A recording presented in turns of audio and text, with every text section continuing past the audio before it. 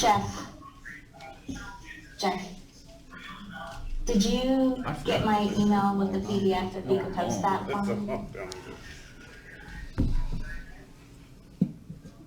March, April, May, June. Okay. Hey, Jeff. Is he on the beach? Yeah, I know they got those cool Yeah. scenes. Yeah, that's Yeah. cool. Like he It was was, in Florida, right where Chris was.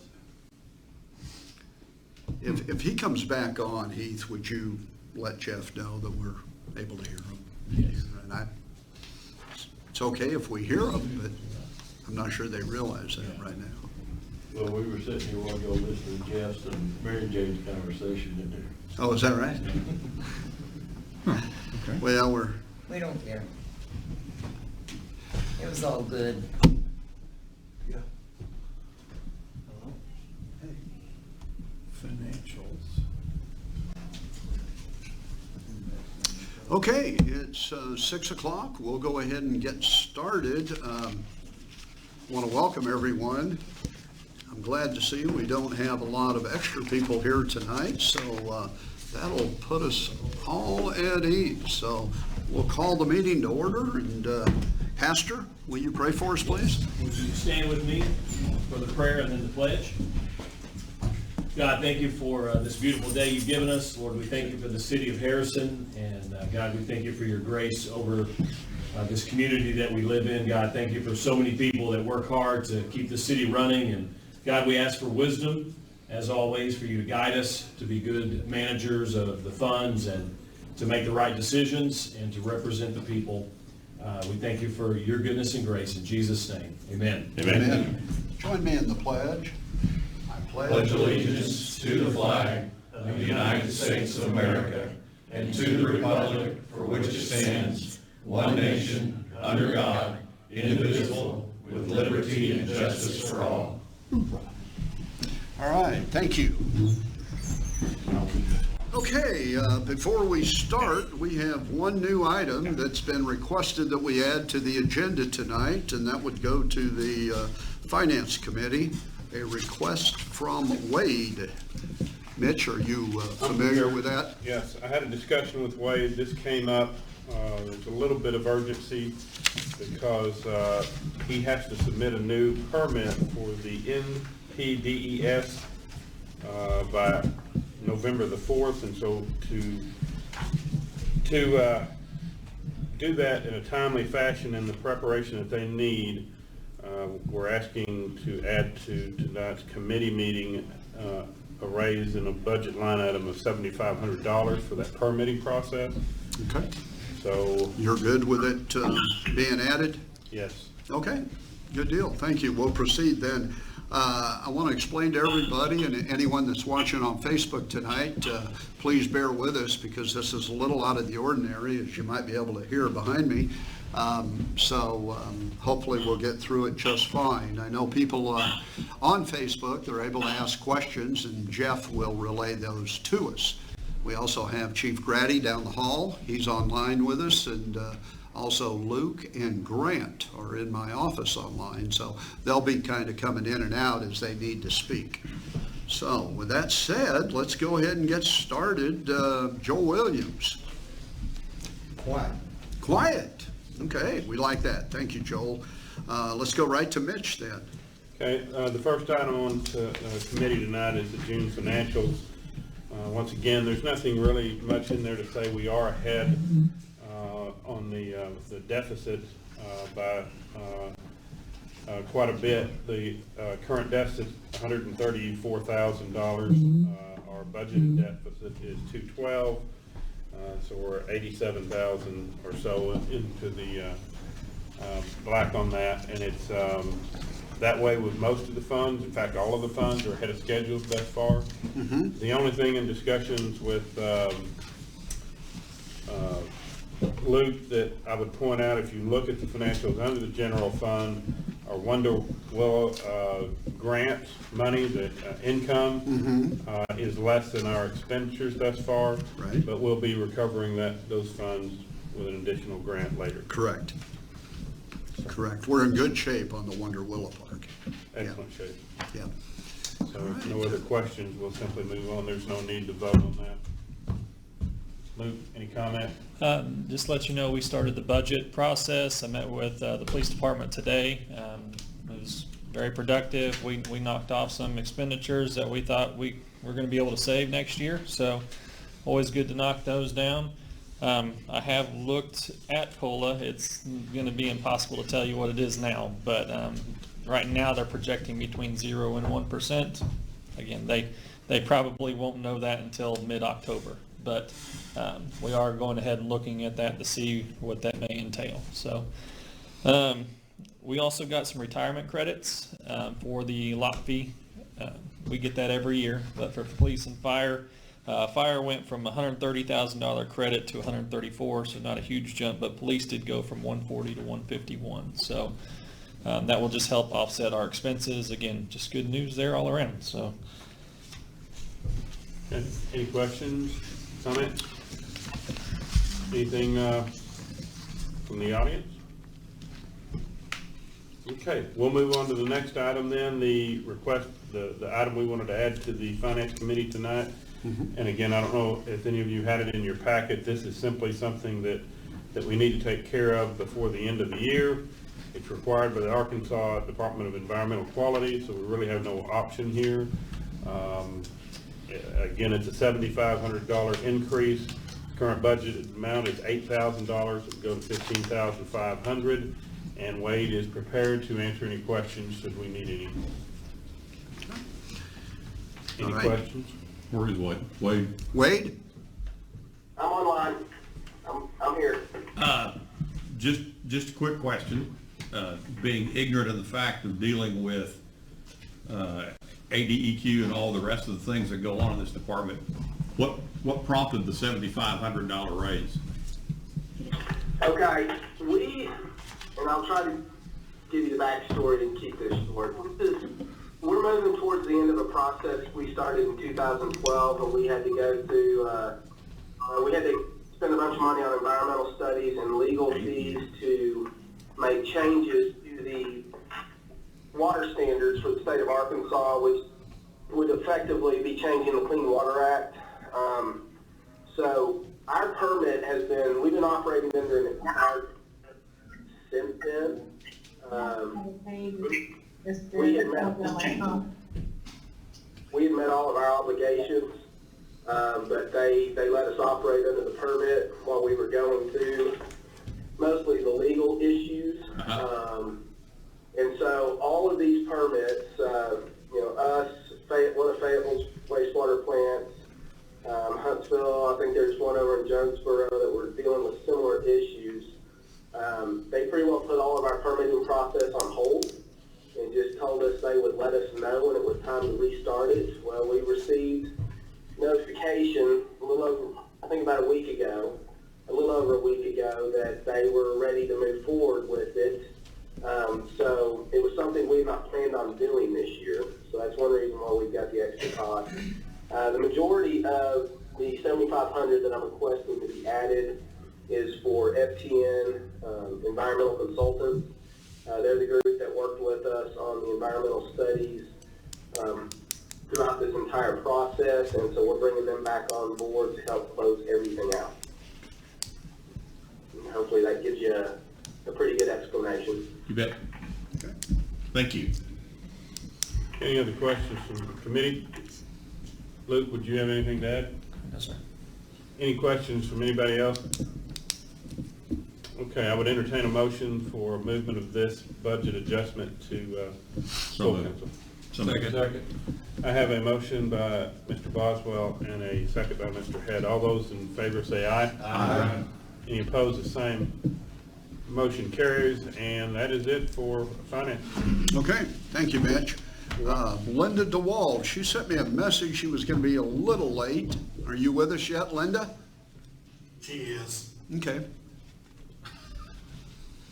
Wish I was right there. Yeah, I know. Looks great. Linda? Would you want to introduce Parks and Rec?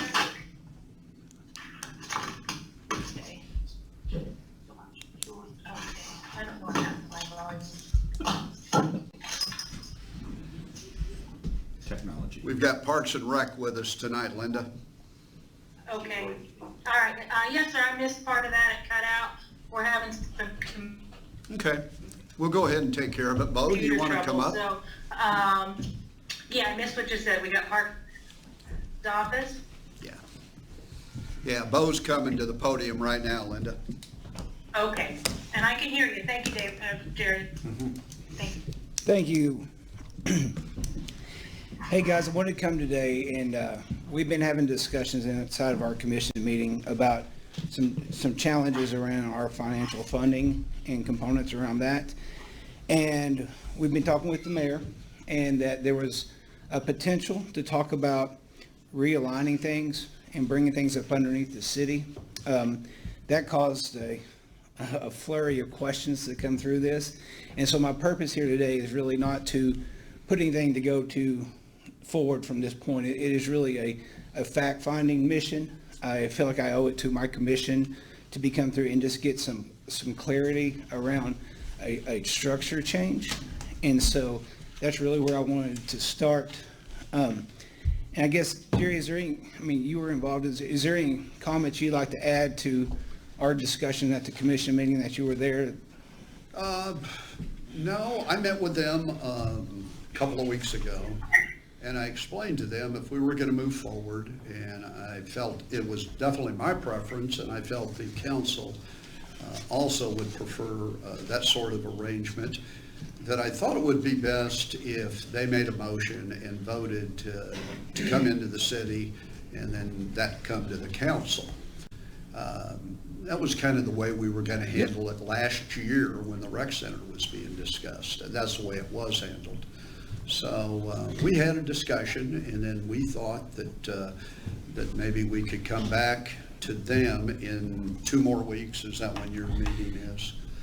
Yeah, I think there's some things, so Sure. clarity around that. So, And then in the meantime, Bo and his group decided they had a lot of questions, and I actually invited you that Yep. night. Come talk to the council. It's really the council making the decision. It'll be my recommendation, but it'll be their decision, so. and for full disclosure, we really want a unified platform to come forward with this and all be on the same page. And so the heart of the commission right now is to make us better. I feel like there are some funding challenges that were out there. I think in 2009, when I was looking at it, we received $536,000, and I think we've received $538,000. And again, these are coming off of my head, and I have some age on me, so bear with me on that.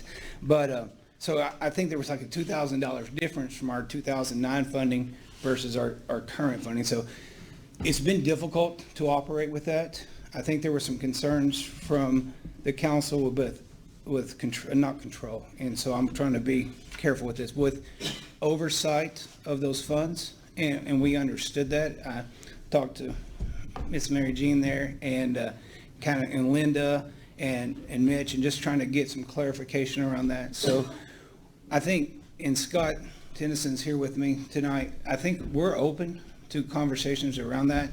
I think as long as we can show that we're leaving the parks in a better position to fully be funded, because the current rates of where we're at, that was impactful. So I think the first question that came up was through our donations and through our CAPT funding and through your allocations to us, which it takes all components of that for us to float the boat, if you will. Where the question started. So if Luke, question, I think you've had some conversations with Matt and different things. So is it your opinion with the CATP funding, is the money, are we secure with receiving that same allocation on that money? I think they still have that ability to give us the same amount of funding that we've been receiving in the past. Okay, and just so you guys know our due diligence on that, we did involve Grant. Mr. Mayor was involved in this, just being sure that we didn't leave any stone unturned around that money. And Matt had done a lot of research, and quite frankly, what we have with that relationship with the CAPTC is really a unique relationship. They help us, they funded stuff in the past and they've really kept us afloat over the things. There's been special projects that we've had to come back to them, and they've actually helped us grow to where, I wouldn't say grow, but maintain. Okay, so that was the first question I had. And Bo, can I ask you a question? Yes, Mitch. In that regard, you say the funding will continue. Are there any restrictions to it, or how will that, is it in the same format? It was very, so we've been up and down on this, right? I mean, and there was a lot of old laws. There was 2 ordinances written, and I think there was some grandfathering in of our current ordinances that we have exceptions on. And Matt, can you give clarification around that? Are we? Yeah, so we're within the law. I will say that there's never a guarantee on funding.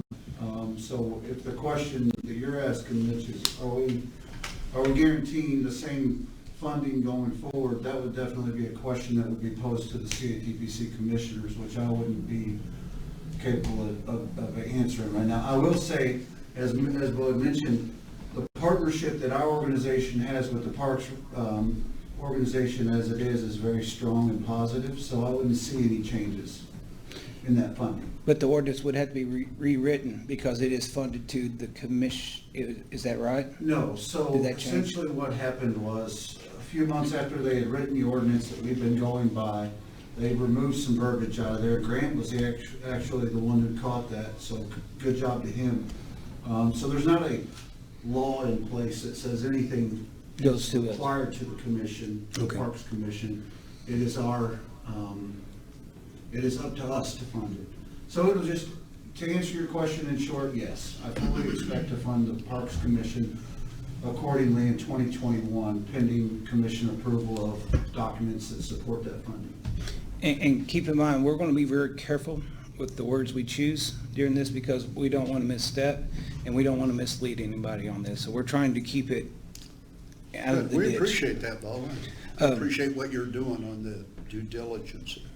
So that was a main question. So if we keep going to funding, and this is hearsay, really, so it's not admissible in court, but I do feel like there is going to be a certain component of our donors that when they see us as a city entity, they're going to get confused with tax revenues and where their sponsorships are going and things like that. So talking with Luke and Jerry, trying to be sure that we have a mechanism for donations that come in don't fall into a general fund.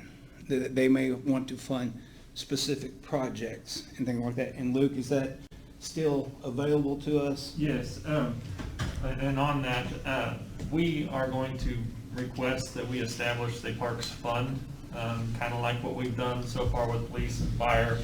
That will help leave that money in their coffers, basically. We can also restrict any kind of revenue that they may receive from those outside donors. So that way, you have that restriction, you also show that restriction then on the expense line item so they can see that, yes, it was used for that. So I think we can definitely cover those restrictions, and if they have additional questions, we're more than happy to let them know that it will go towards these parks programs. And we want. Bo, let me ask you a question. Yes, sir. And just thinking about the contributions that are made by many of the sponsors of events and teams and so on and so forth. How many make a first of all, is Parks and Rec a 501c3 organization? No. So when these people contribute, they're not making it for a tax write-off. They're making it out of the goodness of their Yes, business. and no. And that's, so do they get a tax write-off? If we have a entity called Consolidated Youth that is set up as a 501(c), and we can funnel that money into the Parks and Rec. There's in that with Consolidated Youth, it's really a scholarship play, and we go through there. But there is a 501(c) component that people do make donations through, and we use that for some of our. Can that still stand? I think it can, Bill, and that's really, that was one of the questions from my commissioner, was like, we want to protect that component of that. I think with this funding, and there's a trust factor, so I mean, I understand. I'm full disclosure here, so I don't know the law on all this, and Grant, he's listening, but if we keep that in place and we have that come in, I believe, Luke, we're good with putting that into a fund and earmarking that to specific projects and allowing that to flow. Is that- Yes, yeah, in theory, their organization acts as a foundation to the Parks Department. Of course, you know, different schools have foundations that they're allowed to go ahead and then turn around and give that money to. Okay, like the school, like the high school does. Like the high school, but to point out, Consolidated Youth does not just fund parks. It Correct. funds other entities, so there's more, you know, it's not dedicated specifically to that organization. That's correct. And in the interest of full disclosure, I sit on that board. And so do I. On the CY board? Yes.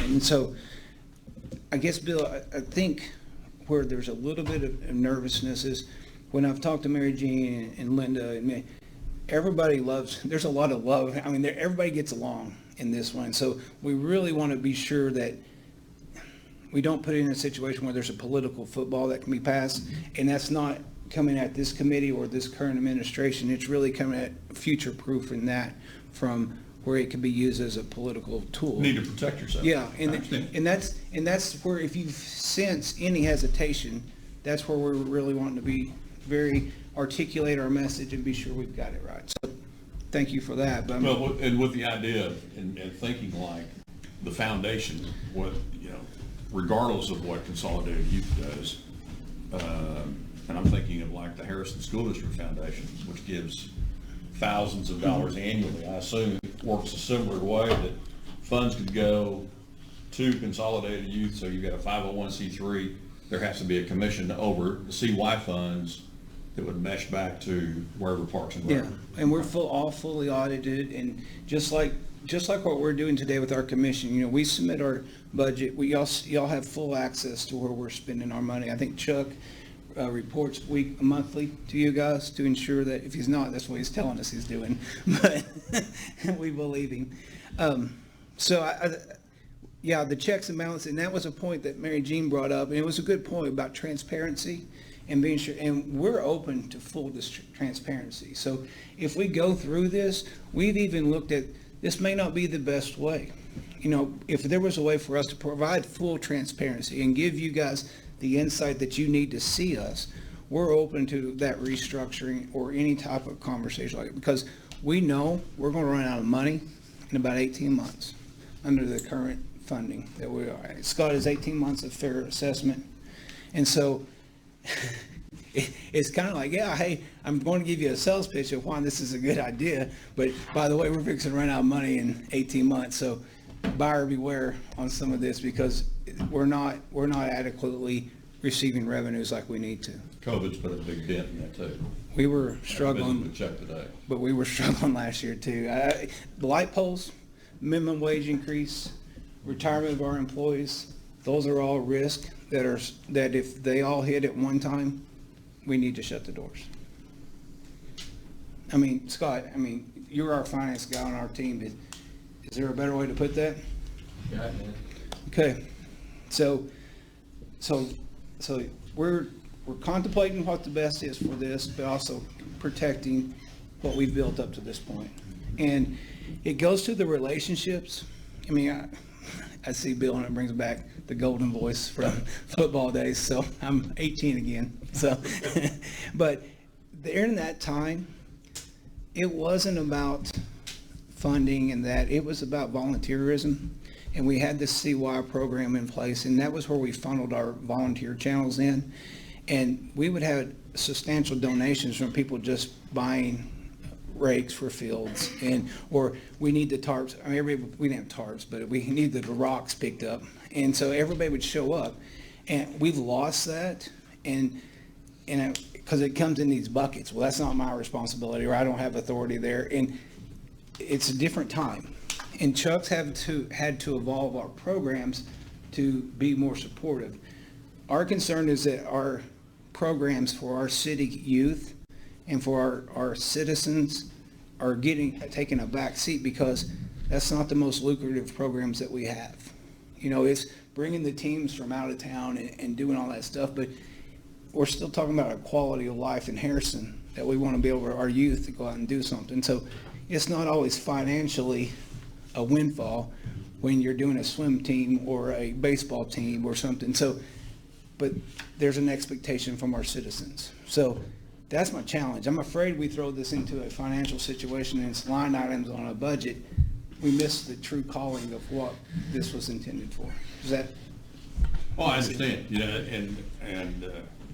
I think you need to understand, if you don't, anybody around this table will tell you the same, that I have been one of the advocates that Parks and Rec needed to come under the umbrella of the city of Harrison. And I'm going to tell you why. Okay. And it's not that I think anything's been mismanaged, that money's been spent wrong. Obviously, we want a better view. I think as a council, we want a better view of how the money's being spent in the first place, and not just our $500,000, but we want to see it all. There's a reason for that. Part of that reason has to do with, and one of my complaints is, or one of my issues is that we get a complaint about something going on at Parks and Rec. Right. Okay? The first problem at the top of that list is the fact we have zero control. Yep. As a council, as the mayor, we have zero control. Parks and Rec probably owns more acreage in the city of Harrison than any other department, based on the sports complex, based on the soccer complex, but more importantly is that's really property that's owned by the city of Harrison, that we're liable or responsible for in some fashion or shape, okay? And I'm not looking for a solution.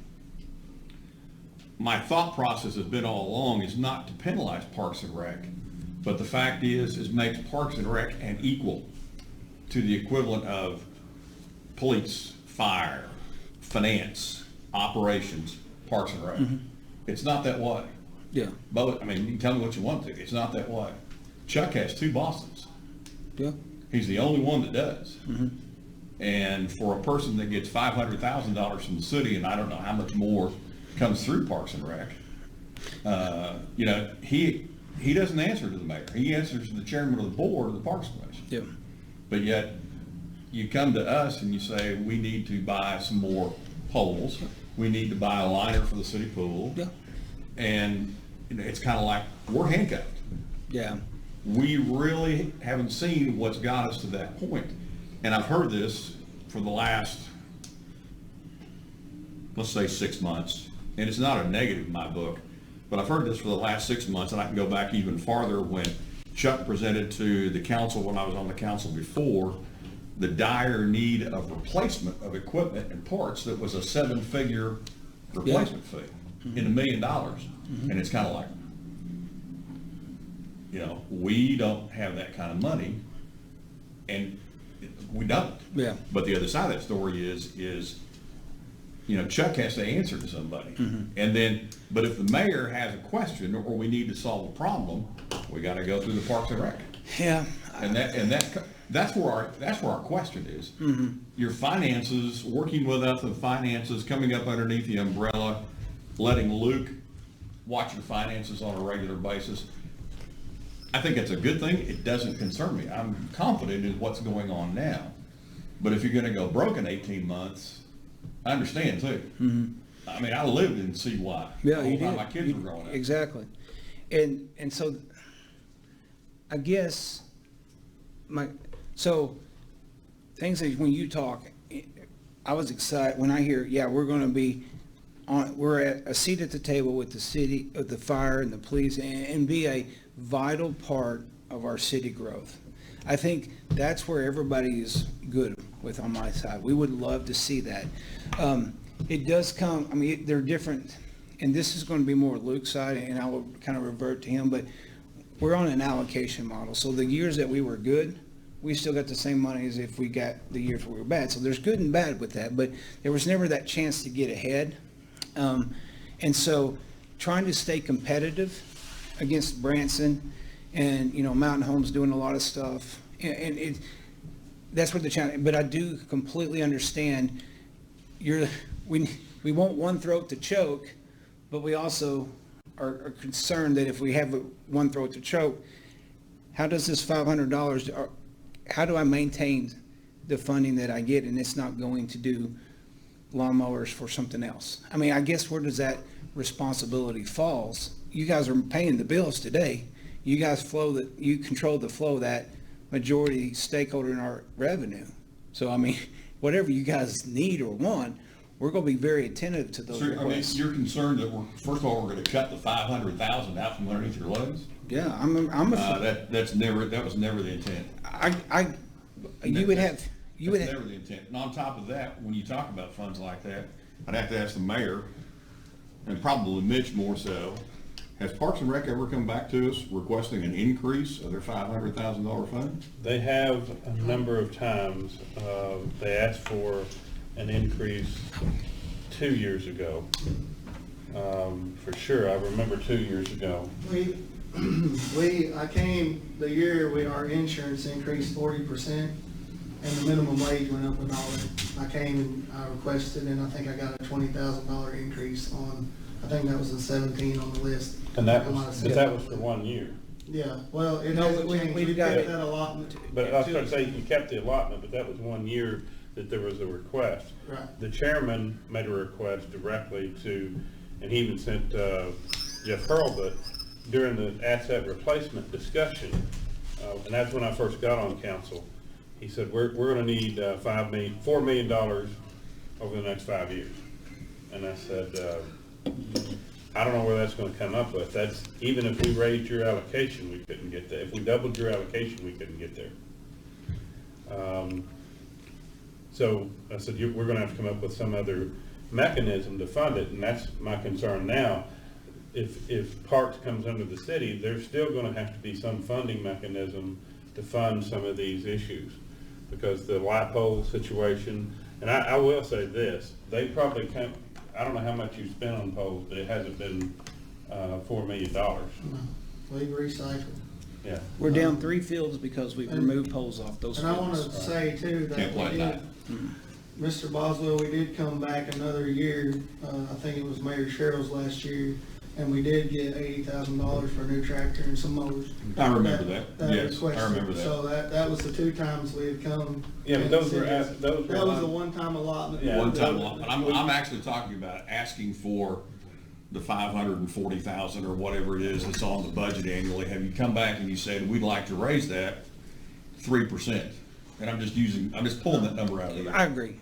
I think that's something, I think that's where when the conversations don't happen and we're not a part of the city, the team, right, and having conversations, how can we expect you guys to know what our budget looks like if we're not communicating? Right. And so I think that may be a place for the improvements. If we didn't want to do anything else, at least somebody from my commission talking to you monthly about where we're at and what we're doing. I think that goes a long ways. So, I mean, again, we're open to anything like that. Going back though, when we look at the funding, right now, I think we're budgeted $80,000 short, Scott, is that right? I don't know what the exact number is. Again, We're right at 80 so, deficit this year, before COVID. Adequate funding in our rough estimate, it's $650,000 allocated from you. We'll bring you on what we get from CATPC, and then our donations, the sponsorships. Chuck actually started a new program where he's our best salesman. He's gone out, and we're doubling the amount of signs on our outfield, trying to come up with another $20,000-$30,000 just to make ends meet on that. And pardon me for going back just a second, just so there's, clarification. Twice the city has given Parks a one-time adjustment since I've been allotment, since I've been on council. They have come to us at least twice and asked for an increase. Once when Jeff Hurlbut came and said they're asking me to approach you, and when we had the discussion with the administration at the time, they said there's nowhere we can give you that on a regular basis. So what we'll do, we'll give you these one-time allotments if the budget allows us to toward the end of the year. And that's when we got the 80,000, was at the end, it was in December, at the end of that year, when y'all had a surplus in the city, we were able to get the equipment. So that's how that. And Mr. Mayor. And the pool Okay, In the so, pool liner. speaking of that, when I got the job 5 years ago, we had $210,000 in our general fund and $52,000 in reserves. All that $52,000 went to the pool liner, right? Plus, we had to get some money from Picked up the rest. CATC and the city council to put the new pool liner in. So we did come back for the pool liner. It was like a group effort on that one to get the pool liner in place because it was a safety issue. But now we're down to, I think we're at $110,000 in our general account, no reserve. So that's where we're at as of today, as of last month in our financial. And I've just done a projected budget for December. I'm working with Luke right now, trying to give him those numbers and get some more breakdowns of where we're gonna be. If we get to have football in our league sports, and if we don't, I'm trying to do 2 separate ones right now and break down every one of our leagues and see where we're at. That's what I'm working on right now with him. So, just so you know what we're working on. Okay. And in full disclosure, we've got a roof that's not insulated. And so I think the fire chief is asking us that we need to get something because the sprinkler's freezing up. So there's maintenance around the roof. Got the youth center? Yep. Jerry, you added that. Can you give us some? Yeah, color on that? it's been that way a little while. Up at the top of the youth center, there are some pipes that are exposed that can freeze up. So that's, and Chuck has been able to do some things that actually have helped. Helped that We put some fans tremendously. in there to blow the heat. Yeah. We'll leave the upstairs windows open, to blow the heat up and try to heat. Well, what happened was, I think the youth center was built, this is what Jerry Farmer told me. We didn't have a sprinkler system. Well, they came back and put in the sprinkler system because they had to. They put it right up against the metal roof with no insulation. So if it gets really cold over in the corner and the heat can't get there, our sprinkler heads bust and it goes down. We've had to replace the ceilings in the bathrooms 3 times since I've been there in 5 years. We've kind of been rigging it to get Yeah, by, yeah. but it's adequate for our fire inspectors. Yeah. Because we're preventing it from not freezing. We might not be doing it the best way, but we're getting it The done. last inspection, he was okay with what we had set up. Yeah, Man, right. Blowing the heat. So, that's where we're at. Yeah. In full disclosure too, you know, we do have some employees that have a retirement component that we'd be in trouble if they retired. And so that, I mean, those are the risk. If I'm you and I'm sitting in your seat, yeah, it may look shy. There's some things that we'd love help absorbing some of that risk, but I'm not so sure that's always in the best interest. And we want to find the best interest, not just for our piece. It's really for, as a city, we can get back to where we are growing our facilities. For those that are involved in our facilities, you go out and you look around, and we used to be the destination of choice, and we're not there. The game has changed.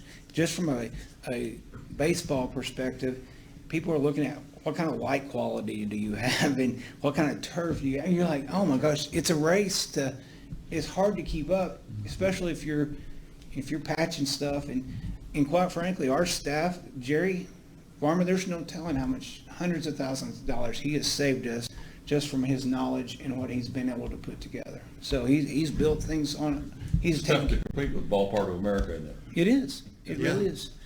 Yeah, well, they've got turf. But that was designed to produce revenue. That was a privately funded to produce revenue. Right. And, you know, we don't want to be a burden to anybody, but we need to do something different if we're going to compete. I think we owe it to our citizens. There's a couple more questions. I don't mean the light poles. We've talked about that. There could be significant replacement costs in those light poles. The 501(c) or C3 was an issue. How we interface. I mean, Mitch, I love you, but you're not young anymore. You don't have kids in the program. You know. But I don't want Mitch telling me what kind of baseballs, and he's not involved in the program. So we need to have some type of structure where we can still meet the needs of the people and keep us competitive without depending on Mitch Magnus. And I think that's a good point, but I think you need to realize too, and again, it's kind of like I talked earlier, the department heads, police, fire, all these other guys. You think I'm gonna go walk in and tell firemen what kind of turnouts he's gotta Right. have, who builds them, who makes them, what kind of oxygen exchange, or a policeman, I'm gonna tell you what kind of sidearm you have to carry? Right. No, I'm not going to get into the micromanagement, and that shouldn't happen. That's the reason you have a department head, Chuck, who does that and funnels down underneath of him, so. And if that's it, we're good. I mean, I feel comfortable with that part of it, Bo. I don't think we don't want to micromanage. Right. We want to be able to manage the Parks and Rec part. We're not looking to micromanage. Okay. But we want Parks and Rec to be answerable to us. And if I leave, somebody else can be here. And the same question's gonna come up. Jerry will step down and he won't be mayor anymore. You know, I'm sure not gonna be mayor. I don't want that at all. But what I'm saying is this. And this is my concern. You can't have two bosses. Okay. I mean, you're talking about a huge dollars and cents organization. Yep. Even in financial trouble, it's a huge dollar and cents organization. Right. Whether coming in or whether the responsibility to fix what needs to be fixed, it doesn't make any difference. But for the most part, people look at it and they go, are you responsible? And they look at Heath, or they look at myself, or look at Joel or Chris or whatever out in the community. You know, we're sitting on the city council. They don't see the Parks and Rec members. Mm-hmm. They don't know who they are. I don't know who they are, short of you and Scott. Mm-hmm. And we can't answer their questions because Chuck doesn't need, I mean, that's my rub. Yeah, I agree. And I'm not picking on you. No, I think you're good. I understand what you're after. I think sometimes maybe we've made a mountain out of a molehill, but you still need to get your questions answered. Yeah. And I think that's a viable part, is that those questions, concerns, need to get answered before we go forward. I don't know that we're in a place where we're ready to do that yet, but I think it's a great start. I do too. And just over the last 3 weeks, we've accomplished quite a bit with just communications through the CAPC, Grant, Luke, the city. I feel like there's a foundation of trust that's there, but it's that trust but verify. So when you're talking, if I guarantee I got people that would sign on board right now if they knew that the micromanaging wouldn't happen and programs disappear. And the program gets adequately funded for us to be competitive in the market space today, man, we're all on board. And we'll do what we need to do. If I need to resign, and all that's good, I'd love to resign, actually. It'd be a good thing. But our heart is not as a control of that funds. Our heart is really to take us to that next level so the citizens of Harrison can be proud of what we are. I mean, you see the politics. Even when we go through that and we try to go get a rec center, right? No matter what we do, everybody's throwing accusations of agendas and stuff. The heart of Harrison is we want something to be proud of, and we'll take care of it. And taking care of it is funding light poles and adequate funding from the city. So if we get that, man, you're going to have full.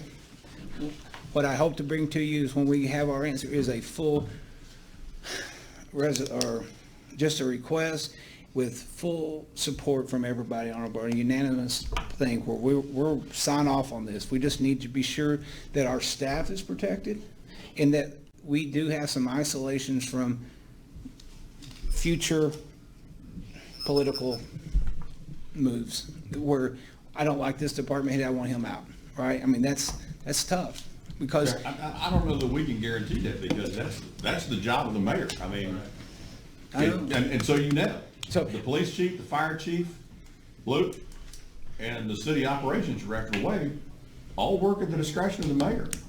All work at the discretion of the mayor. They can be terminated the day after an administration changes. You need to understand that. So if I'm you, why would, the structure we have in place, we're isolated from that.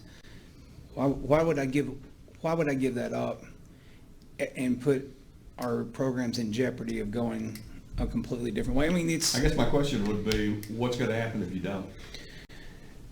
We'll have to find another way to fund it. I mean, what we'll have to do is cut programs that affects our city people, and really gear it more to outside tournaments and let staff go. And then we get the people who are paying taxes and live and breathe in that community and are the volunteer leg of that. They're the ones that suffer. So, I mean, it's not a good solution for anybody. So we're trying to avoid that. I hear you. Don't get me wrong. I'm just telling you. Bill, we go way back. I know where you're at. It's, and I've probably been the most vocal. It's because of where we've got to financially. Yeah. I know you need more money. I know you do. Yeah. I don't have any magic. I look at the finances just like the rest of us do on a regular basis. Mm-hmm. There's no magic out there to say we can put another $500,000 or $1 million in Parks and Rec. I also understand, because I lived and breathed it for 30 years. I know. That the community support of Parks and Rec isn't what it used to be. No. It's not the same. But look at the political environment that we've gone through over the last 10 years. There has been a introduction of, it's not just for the kids anymore. It's a lot more. So that, I think, I'd like to get, no one wants to hear the good old boys say, let's get back to where it used to be. That's not going to happen. It's not. So we need to evolve, and we need, and I'm not so sure, we don't want to throw the baby out with the bathwater, because we do have a lot of good positive things. I mean, you take in Consolidated Youth, you take NASA, you take the Harrison Public School System, you take CAPTC, that relationship is stronger than it ever has been. So I think we upset some of those, but we have a potential to upsetting those relationships, when maybe we just need to address a funding or a transparency mechanism, or where we have some type of direct, where you guys know what's going on and you have some authority, and we have no problem injecting. We're not authority hungry. We're okay with sharing that responsibility and giving you a say at the table. So that's where we're at as a committee. And just I appreciate your comments. I would ask the group, is there any comments that's different than what Bill said that you would want said? Because I'm good with where Bill's at.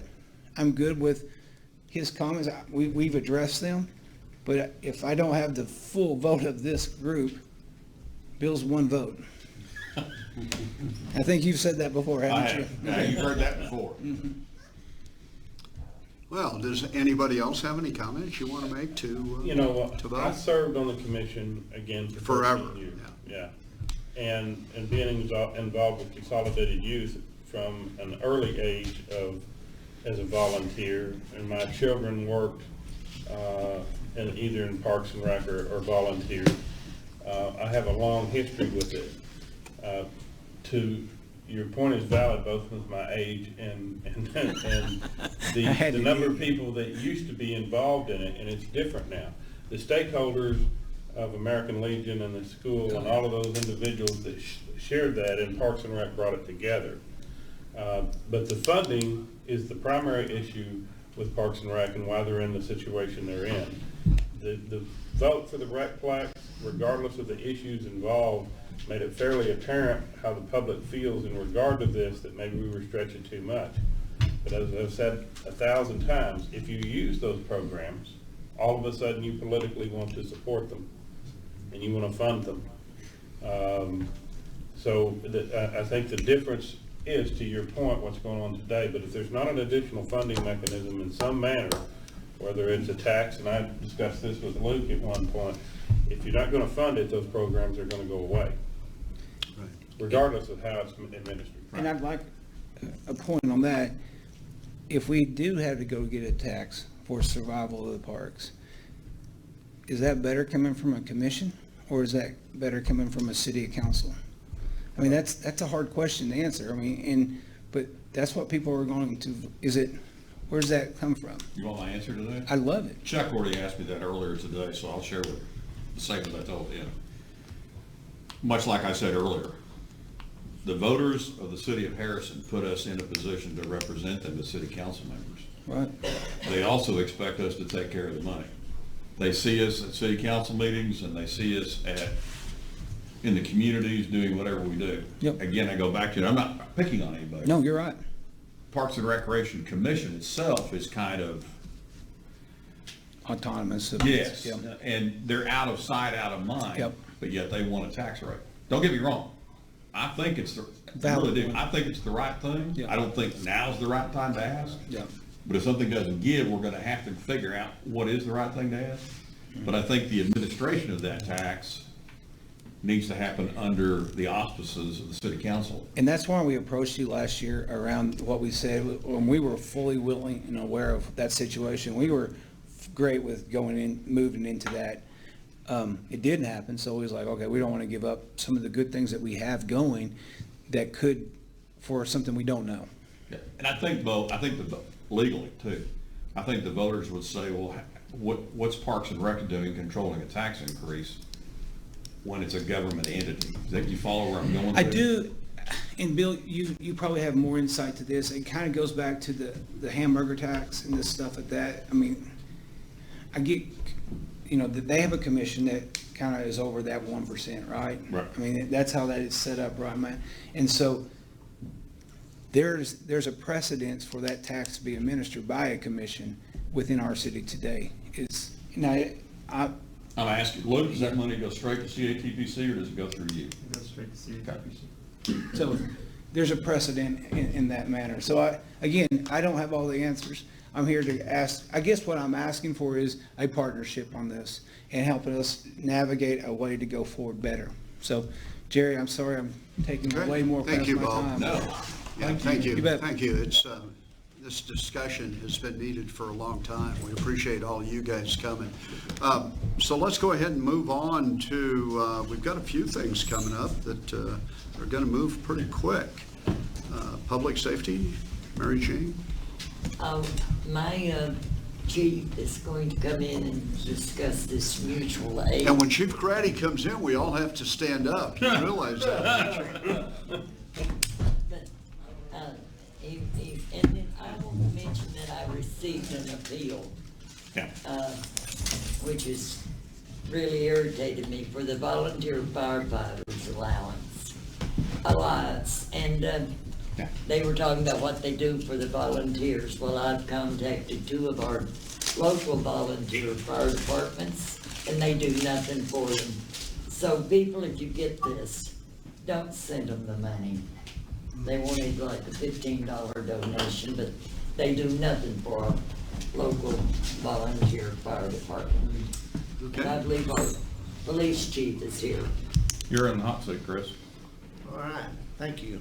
What I want to bring to y'all tonight is a mutual aid agreement. I've actually been working on this probably since last year, since some of the recent things that's happened in our community where we have worked together. Sheriff Robertson and I have spoke numerous times about this. I've actually put together a draft, and I don't know, do y'all have that on your deal? I don't know. Anyway, I give it to Grant, and Grant has given his blessing. I've asked the Municipal League I've reached out to them. They've not returned my calls. But Grant seems to think, and he's researched it, that we need to have council approval for mutual aid. And that basically would mean anytime the sheriff's office needs us, we will go. If we need them, they will come. That way we're all covered under each other's authority, which the sheriff's office don't really have to be covered in the city since it is in the county. But I think it was the last one at Zinc, and I'm sure it was social media because nobody ever called or spoke to me face to face, but somebody said, well, why is the city police going to Zinc? I said, well, because the sheriff's office needed help, that's why we went. And I said, I don't know what else to say. But sometimes I think people don't understand how many times has Bentonville Police Department been to Harrison to take care of our pipe bombs. No charge.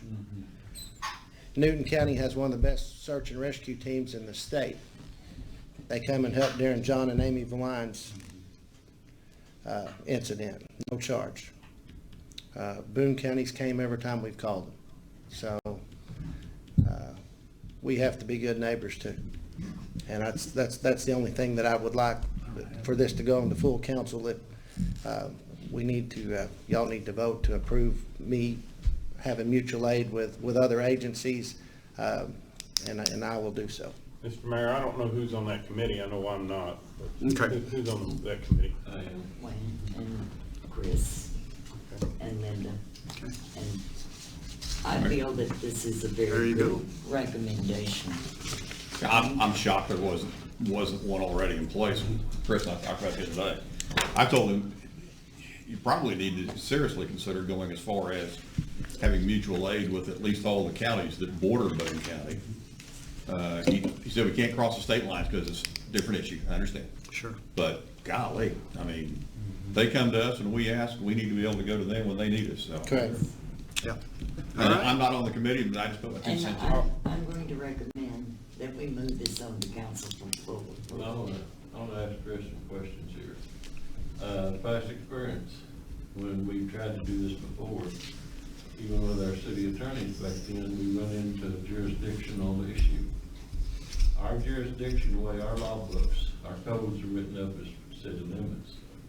County handles county. If you're gonna do this, I think you're gonna have the code changed to where our code and the counties changed to where our certified officers has jurisdiction in the county. According We to, go to Zinc, we get out there, we'll arrest 2 or 3 people as city officers. Where's that gonna go to when it gets to court, when a good attorney gets hold of it? well, under state statute, with a mutual aid agreement, we automatically have authority if we're requested. And when you're deputized, basically? Well, You can't deputize them. huh? You can't deputize them. Because if you do, that means Tim's gonna have to go ahead and file F1s, F2s, and all that stuff on the law enforcement standards.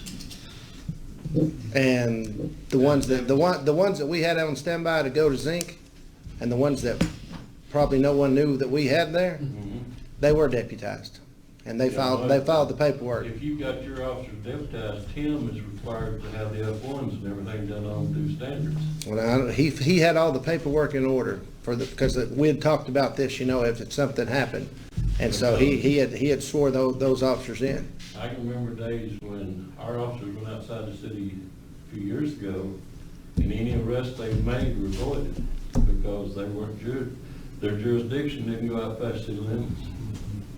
Well, according to I'm not saying it shouldn't be. Right. But I think if we're gonna do this, we need to make sure we track the right. Well, and what I based this off of was 2 different mutual aid agreements.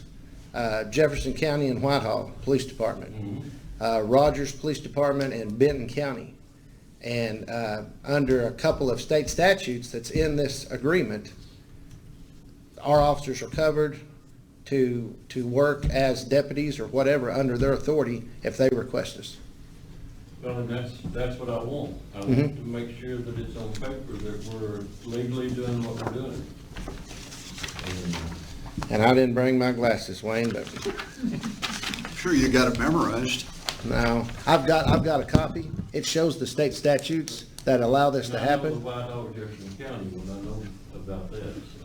Well, this is the one I used mainly was Rogers and Benton County. But Whitehall and Jefferson County had the same statutes in there.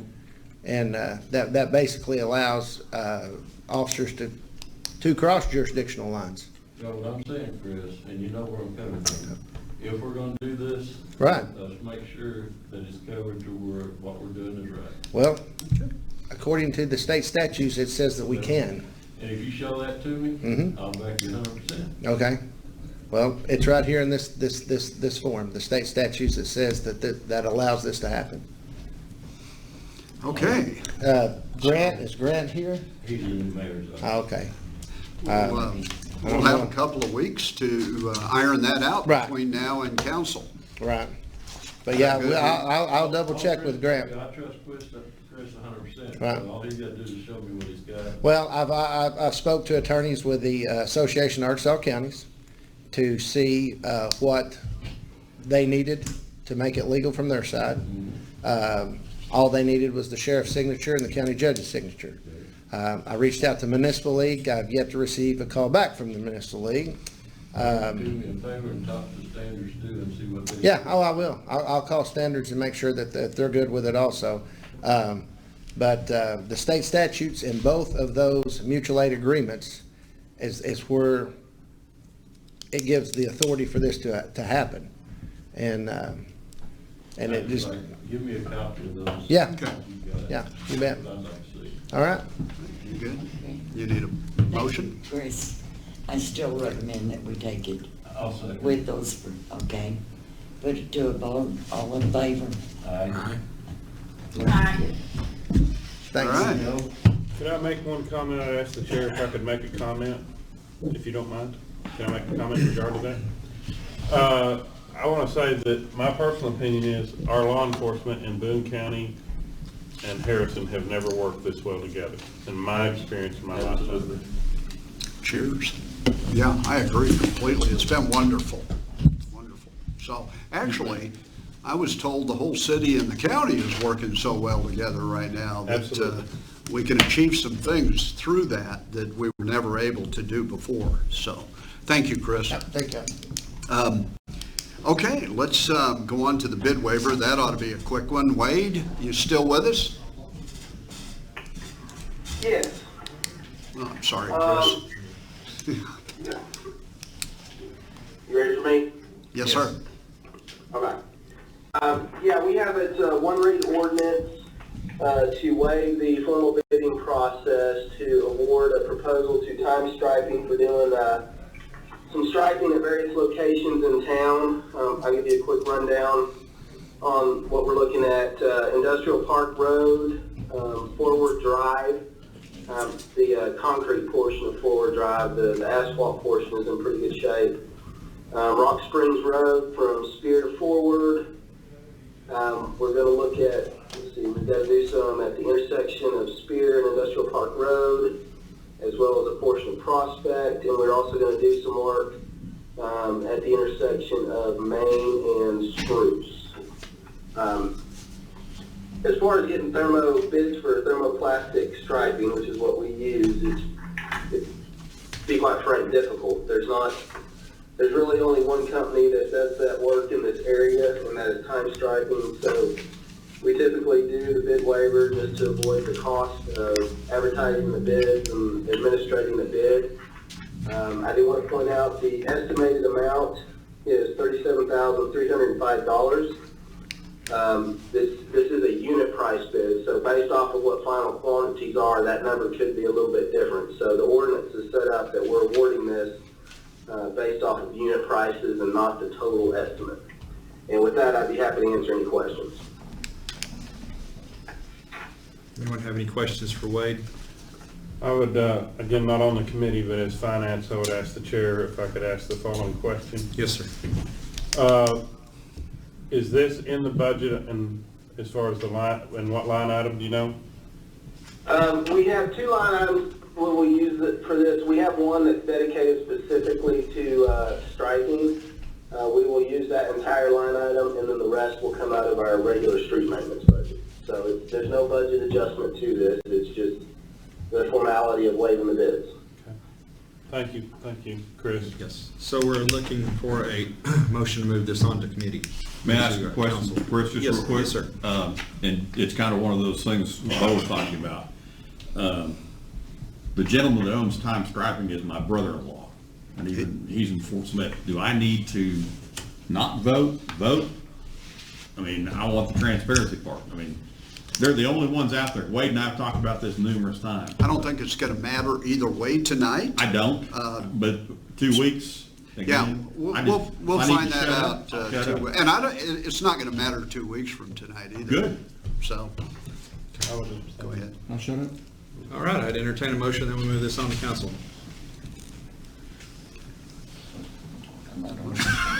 I can't give you a motion, buddy. I need to abstain. Who else is on your committee, Chris? All right, we got Joel and Wayne. I'll make that motion. There you go. There you go. There you go. There you go. I feel better. We have a motion to second. All in favor? Aye. Okay. All right. Good deal. Thank you, Bill, for sharing that. That's it comes up every time. Sure, absolutely. Okay. Before we're going to, Bill, I know we're in your area right now, which has some several to cover. We have an attorney on the line right now that if we could let Luke go next before Glenn Boffman with the engine brakes, he would really appreciate that. So under the bond ordinance. Oh, You see if we can, I'm good with that. okay. Luke, are where is you Luke? handy? Where is Luke? He's in, he'll be right Hey, I'm here. here. Oh, okay, you're gonna stay there. Okay, go ahead, You Luke. like them? Go ahead for the bond ordinance. First, I'm gonna stop sharing my screen. And do you like my background? Oh, baby! How'd you do that? You That's cool. disappeared. Folks in the audience, that's our new public safety building that he's talking about right now. Yeah. So I'll get everybody the picture if they want it to use as their background. That's Linda. Go ahead, Luke. Okay, so is everybody seeing my spreadsheet now? Yeah, good Okay, one. I think I've explained or at least talked to Bill about it, and Jerry said he could understand the spreadsheet. I'm sure there will be questions. It kind of flows from left to right and top down as well. So we have actually come up with a down payment of about 4.25 million. That's a little higher than what we had originally anticipated, so it's always good to put more down if you can.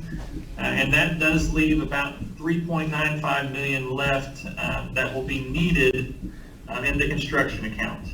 And then that you'll see right in here, that 3.95 million. We do also have to put in the final payment. This is estimated along with the issuance cost to get the actual bond amount. And I do have Dan Lovelady is with us along with Ryan Bowman, who's our bond attorney. Dan is with Cruz and Associates. They are our underwriter. So I think they would be happy to entertain any questions too. But just to kind of go through this spreadsheet just a little bit, again, you have the portion of the building here that totals the 8.1 million. This was a cash balance as of 7/31, and through the rest of the year, this 229,000 is what fire should generate according to the budget, the monthly budgets that we do. Police should generate another 142,000, and that's how I kind of came up with this down payment that I felt comfortable. And then if you go over here to the side, this will be the remaining cash in their accounts. And that should take care of their cash flow that's needed throughout the year. I did split it out, so that is the total project cost. This will be the bond proceeds and how much fire will have to borrow and how much police will have to borrow. You put that down in here to the average annual payment, and you'll see that the franchise fees more than covers that annual payment. So I feel very comfortable going forward with this.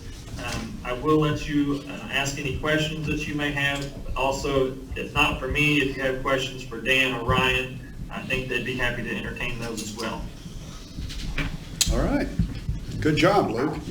This is pretty straightforward, Mr. Chair. This is good This is stuff. very straightforward. We made mention that we need to do this month for it to proceed. We'll see the general account up there will be paying 1.6 million Right. for City Hall, and then they will not have any debt remaining, so. Yeah. Do we know what our possible interest rates are going to be on the bonds? Go ahead, Luke. I should probably let Dan speak to that, but the last time we got a quote was 1.98. This will be for 12 years. 1.9. It did say just a tad bit to go to 10, about 800. So to me, it makes it more beneficial to go out 12 years. We do have the option to pay it off early, but it needs to be at least 5 years out. And we will have to work that out with our bond trustee and everybody else whenever that comes time. Gotcha. I would make a motion to move this on to council. Second. Okay. Can we let Dan speak if he has anything? I noticed he unmuted himself. I just want to say before Dan speaks, Mitch and I have had the pleasure to work with Dan when we sat on the school board. That's right. Mitch still does. He came numerous times when we were working bond issues for the school district over the years. There probably isn't anybody any better in the state of Arkansas at what he does. Here, So, here. I hope he comes and sees us in 2 weeks face to face, because they also have some of the best writing pens you've ever seen. I just want to make sure. Dan, I'm putting you on the spot a little bit on that. I want to see if you can bring some pens to us, but.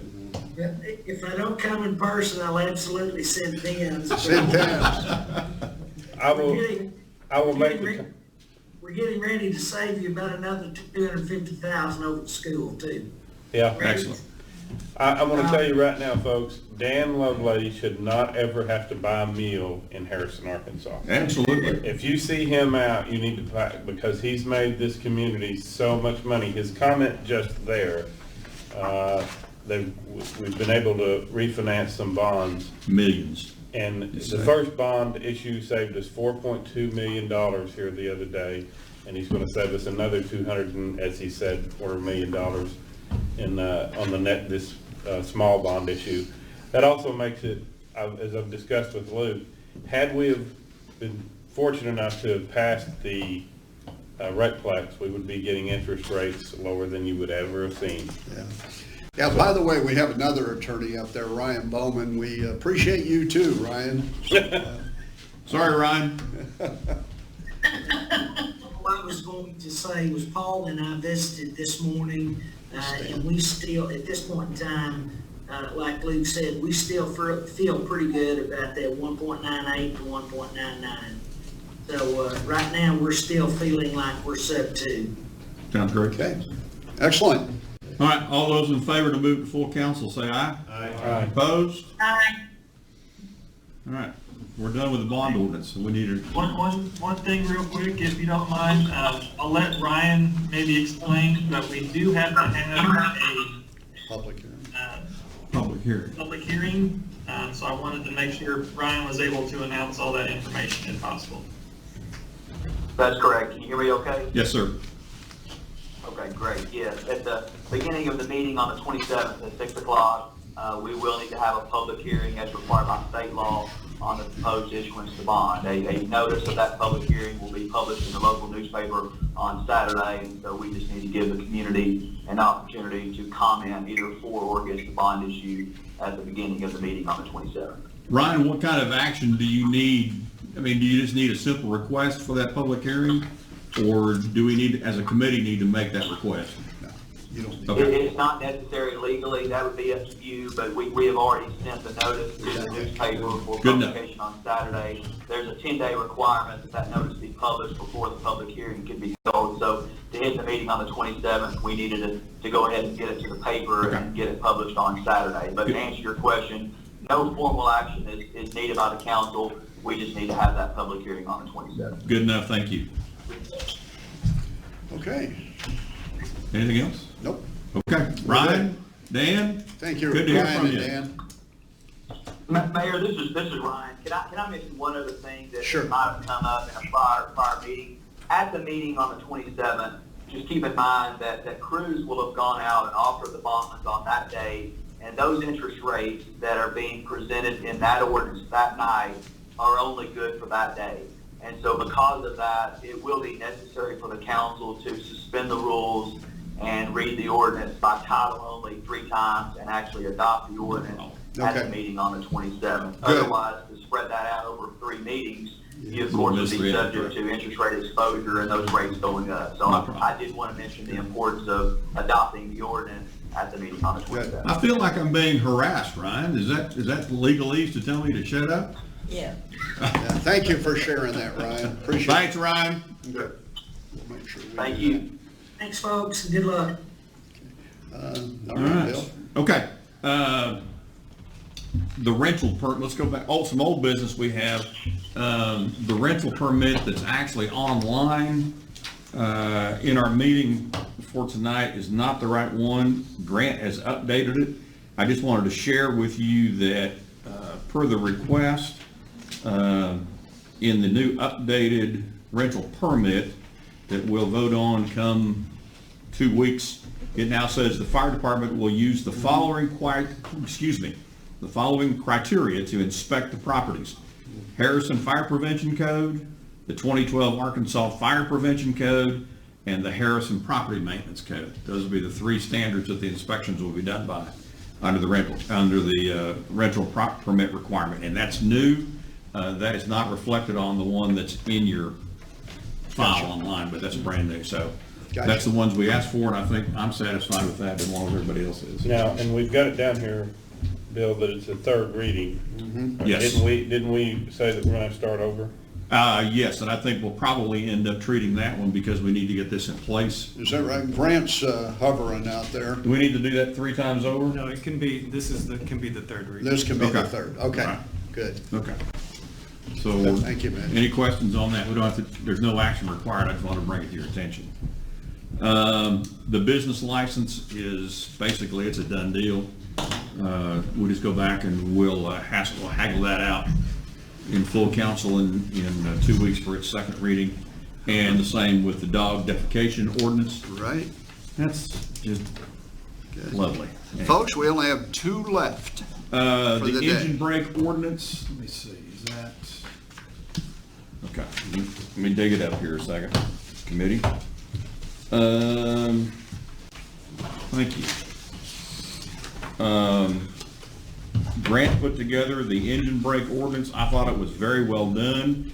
I don't know how many of you, I trust that all of you got a chance to read through it. It is pretty straightforward. It doesn't leave a lot of gray area.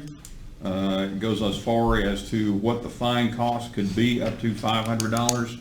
And it also allows for the city of Harrison to install signs, which had really been the request around the city, to have the signs put up that says that there is an engine compression brake ordinance in our community. Chris, I know this has been a soft spot on your heart. Are you good with this? Yes, I'm good with it. Okay. Mitch? Yes, and I received probably 6 or 8 calls in regard to it, in support of it, none against it, so I would make a motion to move this on before council. Second. Okay. We have a motion to move the engine brake compression ordinance on to full council. All those in favor say aye. Aye. Opposed? Like sign. Okay, our next item on here is a resolution that has come to us for consideration from the Chamber of Commerce. I believe Bob Largen's here this evening, and Melissa Collins is here, so I will let you all make your presentation. Thank you. I appreciate all of you for the service that you provide to Harrison and our community as a whole. And I am the chair of the Harrison Regional Chamber of Commerce for this year. And all of you have received our request in the form of a letter of request and a resolution. As noted in the letter distributed to each of you, we are asking you to pass this resolution that denounces racism and supports the passage of hate crime legislation by the Arkansas legislators. We are equally happy to offer it as a draft for your input and passage that also denounces racism and supports the mentioned legislation. This community's racist reputation has brought both embarrassment and economic damage to us. It has invaded our community like a cancer does our bodies. Fighting it may be an ongoing process, but we will persevere. We need to do everything in our power to protect our community and turn this tide. Time is of the essence. Each day's delay allows those reading about Harrison to ask, where's the community's reaction? And most importantly, there are global businesses with operations here that are already asking this question at the highest levels. You cannot ignore the immediacy, and we ask you for your sincere consideration of this. Be happy to answer any questions. Mr. Boswell. Any questions for Melissa? Thank you. I would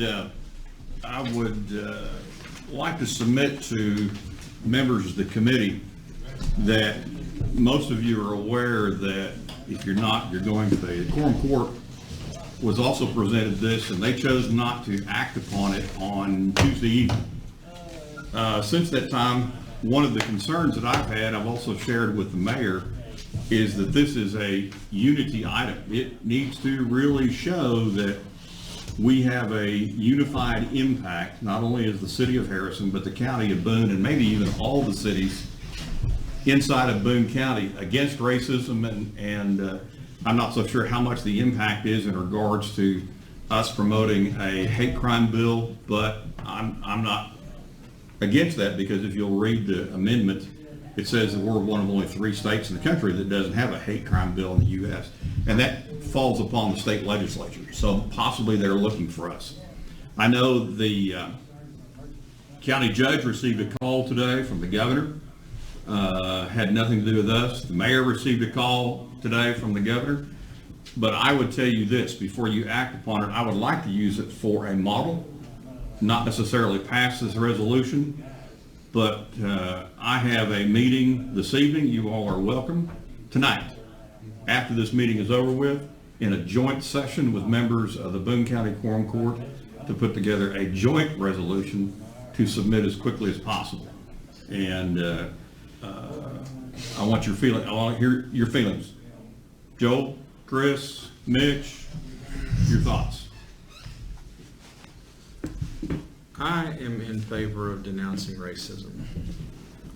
What I am not in favor of is more stringent penalties, like making the punishment more severe where it has been determined as like a hate crime, because I think that that is counterproductive to what we're trying to do. And here's why. Because if there was a law made that put one person's life above another based on race or sexual orientation, then that's calling out race, right? That's bringing it to the forefront. I would like to see us honor one another as people. You're Bill Boswell, whether you're white or black, or gay, straight, anything like that. I want us to honor one another as in the reflection of our Maker, God, and our Creator. And I totally denounce racism, 100%. But I think making stiffer penalties based on that, I believe 100% that is counterproductive. Joel? I'm going to come on, Chris. Wayne? I want to first say I appreciate Jerry for the statement he made here earlier about the video and everything that everybody's aware of. I think he made a statement in it that most of us feel like. The city of Harrison, 99% of us are not racist. And I do not personally like this resolution the way it's written at all. And if there's going to be a joint committee between county and city that is going to sit down and try to come up with something different than this, I'm willing to look at it, but I'm not interested in this one right here. Okay. I think that's good. You're the other member of the committee. I would make the comment, I first appreciate the chamber for their leadership in this regard. I appreciate the Quorum Court for their consideration of it, regardless of any outcome. I do believe some of our public, some of the citizens within Harrison and Boone County are a little bit warned by discussing this on a regular basis. We've been attacked by a city administrator from Branson in a way, and by groups that came in here, and then even the young man that made the video. I think it's necessary when it comes up to answer, but I do like the idea of some sort of unified message that we can share and come back to the governor and to the general public at large, and even send it to those publications that made some accusations or their coverage in our community. So I appreciate that, and I'm looking forward to what the result of this will be. Well, as I said, we're not going to waste any time. We're going to jump in the middle of this to make a unified effort. Fred Wool and I have talked ad nauseum in regards to the issue. I think what you're also going to find is one of the things that he and I have both agreed on during our conversations. It's funny that we both wake up about 3:30 in the morning and have the same epiphany. Is that right, Fred? That's good word. Okay, we have the same epiphany.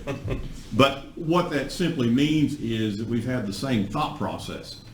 Harrison, yes, is a city of 15,000 people inside of Boone County, Arkansas. We can't forget also that there's the other cities. There's Alpena, and there's Omaha, and there's Lead Hill, and there's Bergman. And they all need to be on board with this also.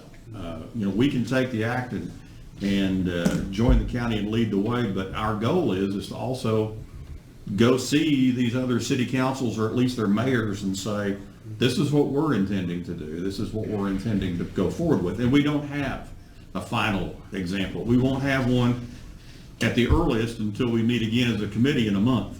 But understand that we're not going to sit on our laurels. We're going to go after this thing and denounce racism.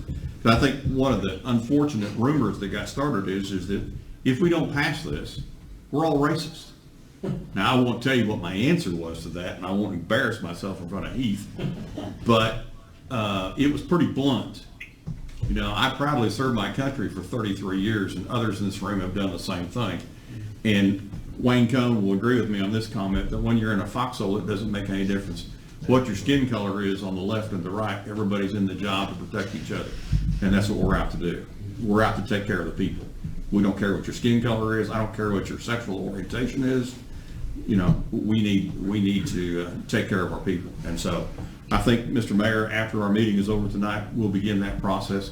I don't know if we'll have something ready to go after we visit this evening, but I think by the time we come back and meet in September, we should, if we're a committee meeting, we should have a resolution ready to present. Bill, one other thing I'd like to say on this, it states in here that Arkansas is one of 3 states that doesn't have this hate bill act in progress. That's not anything that we have to be concerned with right now, because there is a federal hate bill that's on the books already that I pulled down on my phone for everybody to see. It covers Arkansas. Arkansas is one of the 50 states that covers, and it does enhance the penalty already. It's already there. But that's not a decision for us as a council to make. No. That's legislative. No, I think it's important, though, that if we feel as a group, we need to make sure that we encourage our legislators. And support them when it comes up. Yes. That's what we're here to do. Yes. And also we have, and if you see Facebook at all, we have hundreds of people in this country right now, not only in Harrison, that to me is instigating this problem that we have going on in Harrison. And like I said, I'm a badly injured veteran. I don't like people doing that out here. This is my hometown. Yep. I don't want people doing that around here. And I think we need to look at some way to get rid of these people that are spreading this stuff out here, making us look bad, and they'll stand there face to face and say they're helping us. And I don't like that. Okay. Mayor, you got some comments? A couple, Bill. Do you think there's any possibility, and I know you don't want to rush this, and we don't need to rush it, but if you happen to have this ready in a week or so, could that be distributed and brought to the council? Oh, I mean, absolutely, it could be. Okay. If at all possible, I would sure appreciate that. But I understand you're not going to rush it. Well, no, and I think the mistake is we make a knee-jerk reaction. Yeah. I think sometimes that what has happened in our area, not only in our country, has been a knee-jerk reaction to things that have taken place. And one of my biggest items is we need to be bigger than what's taken place. We don't need to get caught up in the crap of racism and hate crimes and everything else. Yes, we're against racism. Yes, we want crimes to be penalized. But to get caught down in the middle of it and pulled down in it, we don't want to do that. Don't want to even get caught anywhere close to it. And I feel my brothers in the Quorum Court will say the same thing. Bill, you've got 3 of them behind you. I would like to see if they have anything to do with that. 3 Quorum Court members. You also have Dan Bowers. I don't know if, Dan, you wanted to speak. You're sure, well, Bill will address you. Whichever. Yeah. Fred? No, you looking this way, kind of. Oh, I can see him right here. Oh, okay. Well, it's one of those things where it's, as Bill said, knee-jerk reaction to this is not. It would have been, in my opinion, a lot better if we would have worked at this in a unified basis up front instead of doing it overnight kind of and just putting it on, because there's a lot of stuff that is going on that we need to know. I really appreciate Bill and Brian is going to work, and I think it's a really good team that we've got. And I think the end result that we'll have is something that it will reflect the actual thoughts and feelings of Boone County. And as Bill said, I think involving everybody. Alpena. Yeah, that was an excellent idea. Whoever came up with that, I applaud you. Bill and I come up with, I thought that was 3:30 a.m. official. That was, I called. it was worth it. I called Bill. Great idea. Bill, I have this, I woke up thinking about this, and I said, and he said, well, I did too. I did too. Hey, I did too, maybe. I woke up at 2:30 thinking about it. So it was good, and I really would appreciate everybody's patience and trust and confidence that anything that we do, anything that we have, everybody will have a chance to comment on and give us their ideas and thoughts. And it's I believe you're going to have our city attorney join the group also tonight.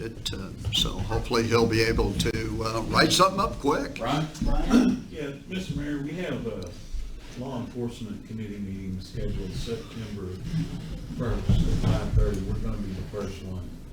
If we do draft up something that everybody can agree upon and we want to present it, there's nothing that will stop me from calling a committee meeting earlier than that date. Okay, excellent. Excellent. And I then agree again, with that. sure. Good deal, Brian. Thank you. Who else is behind me? See, You got Jim Harp and Dan Jim? Bowers. where's Jim? Jim's back there. You got any? I can't see him. Jim, any I'm comments? just here to observe. Well, I am on the law enforcement committee, but I'm not part of the group that's writing the resolution.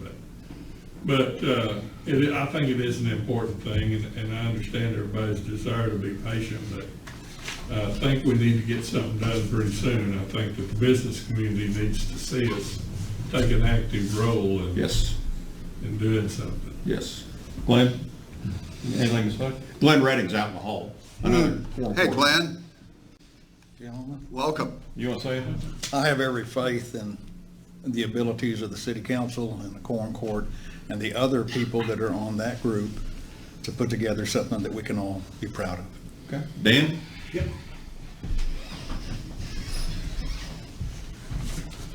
Of course, one of the first times this came up was at the chamber banquet, and I believe, was that in March?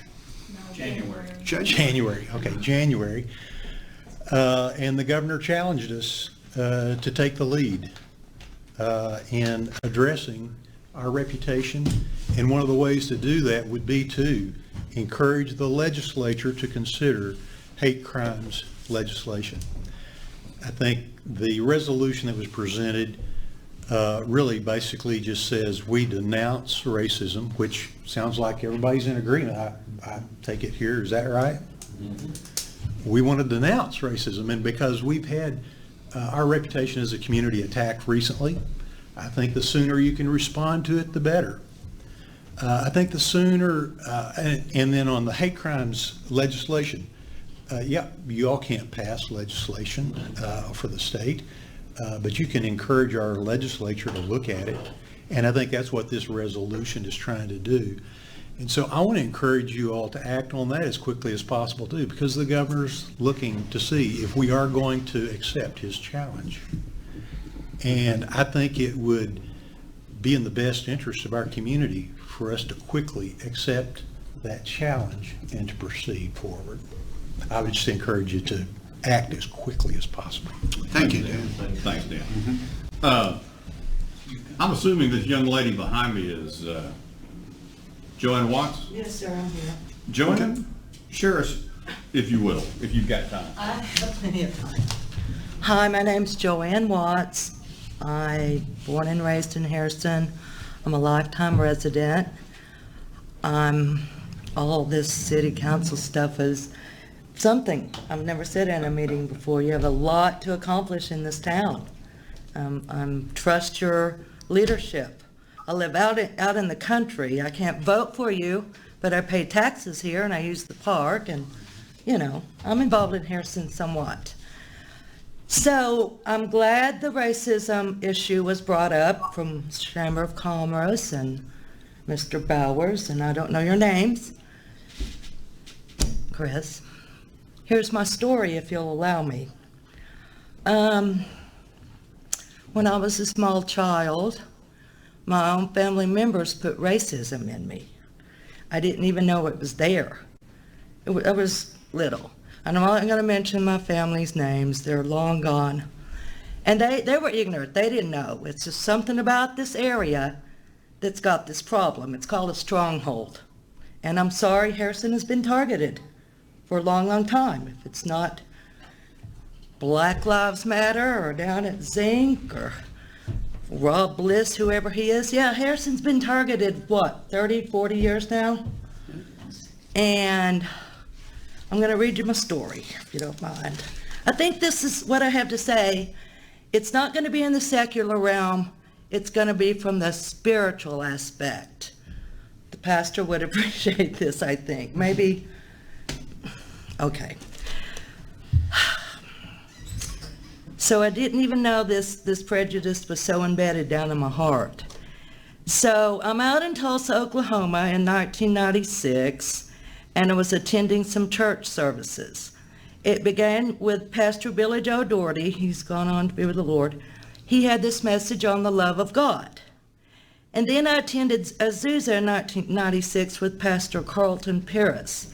He stated many times concerning racism and the issues of the heart. Between the messages on love, racism, and issues of the heart, my soul was being pierced. I just started crying and weeping. I'm like, you know. So what had going on was a few days later I went back and Earl Park was ministering on the anointing. So the love of God, issues of the heart, and the anointing or the power of God were all working on me. Okay, this thing started surfacing. So at the end of this service on the anointing by Dr. Earl Polk, the power of God and his love delivered me from racism. So we've got love and God's power and God's word working in this individual. Something so deep. So I would like to address the council, Chamber of Commerce. I don't know if the racial task force is in here. I don't know. But here's my word. The current situation isn't about trying to save Harrison and its reputation, along with the racial task, the mayor and commerce, whatever. It's about how to handle it correctly. And the only reason I'm up here saying this, because I've gone through this. And God is our only help through this. So, by doing this, we've got to honor Jesus and what he did at Calvary. He paid the price for our freedom. And in Philippians 2, 7 and 8, whether he made himself nothing, he had no reputation to even begin with, but taking the way nature of a servant, being made in human likeness and being found in appearance as a man, he humbled himself by becoming obedient to death and death on a cross. So if Jesus can come this earth with no reputation and leave glory to become and walk with man, why would we have to save Harrison's reputation? There's nothing we can do, what people say and think of us. I don't care. I live here. Sometimes I was talking to a black lady the other day, and I hate to admit this, I wouldn't tell her I was from Harrison. I just said, she was over in Fayetteville area. Anyway, I ran into her, and I'm like, I live 100 miles east of there. But that was wrong. I should have just said, yeah. Anyway, so these are political views, and it's not going to happen until there's a change. And number one, I'm telling you because I know, pray for prejudiced persons to be set free and filled with the love of God. The love of God changes everything. Ms. Watts, I need to ask you to wrap it up. Yes, sir. Please. I just need you to wrap it up, please. I am wrapping it up. But there is a higher way, God's way. It works best and it's guaranteed. In Isaiah 43:19, behold, I'm doing a new thing. Now it springs forth. Can you not perceive it? So I will make a way in the wilderness and rivers in the desert. I am not here to criticize or condemn the way Harrison officials are handling this. I'm here to tell you through scripture, love, and prayer how to reform the area. That's my purpose. This is food for thought. You guys can try to save Harrison's reputation. You can have your little meetings. You know, you can please tear down the billboard. You know, but there is a way to handle it, and I know it works. And I'm not, you know, you can have your meetings on this racism thing and whatever. But this is the way to handle it. And that's all I have to say, and I really thank you for your time. And this hasn't been easy because this was very personal, what I just shared. And Thank it you. very hurt me. Thank you. You're welcome. Thank you, Thank ma'am. y'all for your time. Thank you. Y'all finish your meeting, and if you pray about these problems, that would be best. Thank you. God bless you. Thank you. Thank you. Mr. Mayor, that's all I. All right, sir. Do we wish to take feelings of the committee? Excuse me, I think Mr. Largent. Bob? Yes, I had, if I could, Okay. please. My boss, Ms. Collins, I think laid out accurately exactly what is before us tonight. But there are some things that have been mentioned here and certainly mentioned over the last several days. With all due respect to everyone in this room, this has not been, and the document before you is not in any way a knee-jerk reaction in any way, shape, or form.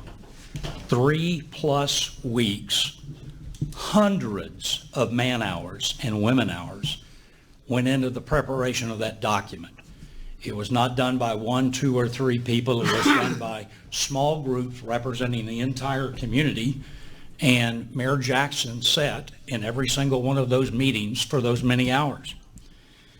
The effort was very sincere. The effort was a broad community approach. And I've also heard it mentioned, I think Dan mentioned, and a couple of you did too, that urgency may not be the issue. I will assure you, urgency from an economic standpoint is the single most critical issue. Economics is an issue. We have the subject, Harrison Video, on the agenda of global business staff meetings at the highest level. Global businesses do not in any way put something on a global agenda because it's something to do. They're engaged. They're serious. If this waits, as I heard Mr. Boswell say, 30 days through the committee meeting, I believe Harrison will be in serious jeopardy of losing jobs, businesses, and our livelihoods. It is extremely serious. I would urge that, and tremendous that the Quorum Court has individuals here to work with the City Council. I applaud you for taking this immediate action, but I want to assure you that weeks are going to be unacceptable to the business community. All right, sir. Thank you, Bob. All right, is that it with you? Unless the committee has any questions in regard to the resolution that was presented. I'm interested in attending the meeting afterwards. That's fine. I mean, that's fine. I don't think the gentleman behind us will have a problem. Joel? Linda? No, I'm not on the committee, but I would begin to echo the same, importance of the timely manner, and again, I'm very impressed that I thank you for your extra time and effort, but again, I encourage we work on this as you all have suggested as a whole, but we've got to do it rapidly, and I think everybody's got 100% in it, and time can get away from us, and it's of essence that we work on it, and I appreciate your time. Thank you. Thank you. Any motion by the committee? No motion by the committee, that's all our business. Okay, thank you. Let's go on here. New business, we must have Shonda with us tonight. Is that, I see Yes. she's coming up next. She wants to confirm a new board member for the Housing Authority. Shonda? Good evening, everyone. Thank you for having me. Every year in the summer, I come to the board, or come to the council after my board has gotten together to appoint a board member or renew their terms. Our terms are 5 years, and I have 5 board commissioners. And I think there's something that Jeff is putting up. Yeah, there it is. So I'm here tonight to ask the city council to please confirm Nate Wilson for a new board term starting September 1st, 2020 through September 1st, 2025. Nate joined our board on October 1st, 2017. He took over Nate Burdick's term. Okay. Would we need to wait until council? That'll need to be voted on at council, but we'll gladly move that on. Yeah, we'll move it forward, sure. Is that it, Shonda?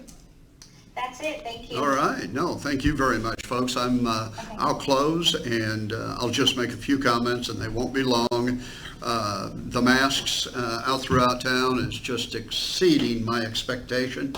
I thought we might get to 80%, and we're probably at 95. It's just wonderful to go through Walmart and some of the other places and see everybody wearing a mask. So we sure appreciate that. The lady, I don't think I threw these in the last time. I know you've all heard about it, but the lady paying the water bills was a godsend. I don't know what we would have done. We would have had to shut off water meters during these tough times. I'm not sure we would have, but that was the plan going forward. Mr. Mayor, with all the divisiveness in this world today and all the issues with coronavirus and racism and all the protests and everything else, for someone to come forward like that, I know that they don't want to be recognized publicly, but the kindness and compassion of that cannot be understated.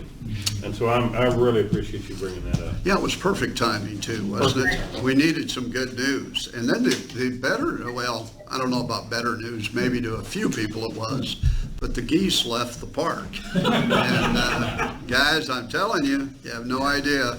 We just spent $400,000, the community did down there. And thanks to the geese leaving, it'll remain clean. It's very nice down there. Yeah, I know. And I also, you've walked it a lot. Yes, so it's you very see, nice. and we're not even cleaning the walk now. It's No. just naturally We seen clean. some fly in last night though. They're probably coming back or going to your house. So I'll end with the blessing we received from Johnny Morris. I think you all know what effect that could have on our area, and it can only be good.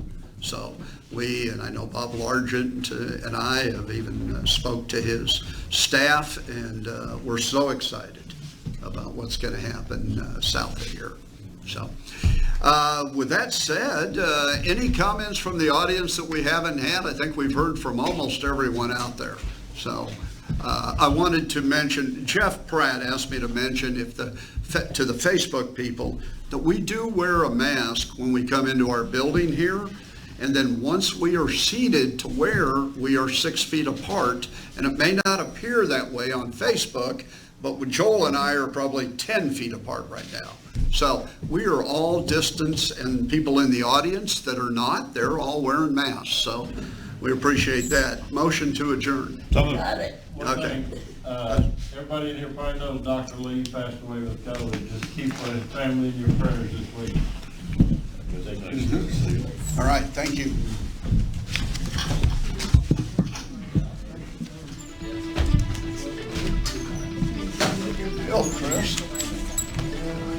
Okay. Yes. I asked